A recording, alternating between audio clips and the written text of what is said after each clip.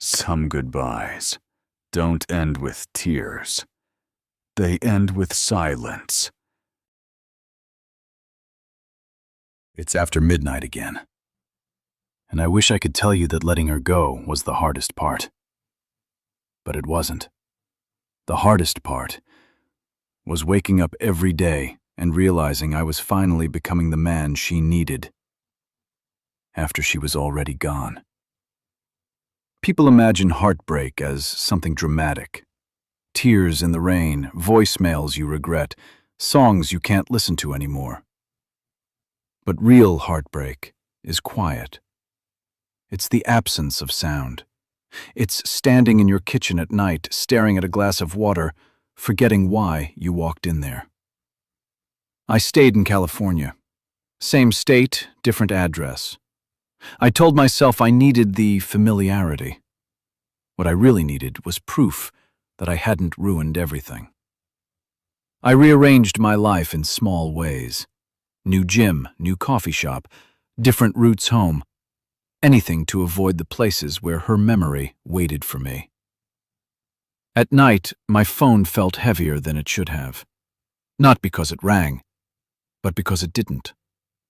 I practiced restraint like it was a skill, deleting drafts, not typing her name, convincing myself that silence was a form of respect.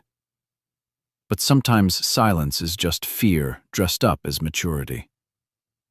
I dated, casually, carefully, women who laughed easily, who asked about my past without pressing too hard. They deserved more honesty than I knew how to give. I learned something uncomfortable. You can be emotionally available and still unavailable. Because availability isn't about words. It's about staying. Some nights, I almost called her. Not to ask for another chance, but to confess something I realized too late. That she didn't scare me. Stability did. I wondered if she still remembered how I took my coffee. If she ever caught herself reaching for her phone at midnight. Or if I had already faded into something she once knew. When I heard she was engaged, I felt relief before pain. Relief that someone else was brave enough to choose her. Pain that it wasn't me. That night, I finally admitted the truth. I didn't lose her because of timing. I lost her because I thought I had more time than love allows. If you're listening to this and someone comes to mind, ask yourself this. Are you waiting for the right moment?